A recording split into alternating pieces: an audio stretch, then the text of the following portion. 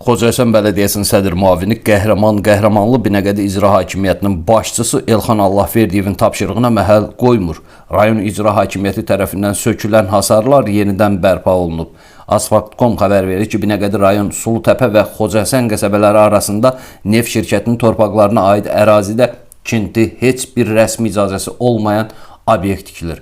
Məlumata görə bir müddət öncə ərazidə inşa edilən qanunsuz obyektlə bağlı məlumat mətbuatda yayıldıqdan sonra tikinti işləri Binəqədi rayon İcra Hakimiyyətinin başçısı Elxan Allahverdiyevin tapşırığı ilə dayandırılmış və hasarlar sökülmüşdü. Saytımıza daxil olan məlumata görə ərazi yenidən hasarlanaraq ciddi şəkildə obyekt inşa olunur.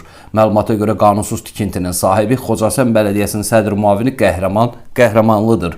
Ancaq Qəhrəmanlı obyektin şəhid ailəsinə aid olduğunu iddia edir. Ərazinin yenidən hasarlanaraq gizli şəkildə tikintinin aparılması isə o anlama gəlir ki, Xocasən Bələdiyyəsinin sədr müavini Qəhrəmanlı Binəqədi İcra Hakimiyyətinin başçısı Elxan Allahverdiyevin tapşırığına məhəl qoymur. Bildirək ki, Qəhrəmanlı uzun illərdir Xocasən Bələdiyyəsinin sədr müavinidir. Xocasən və ətraf qəsəbələrin sakinləri arasında Qəhrəmanlı daha çox torpaq satan şəxs kimi tanınır.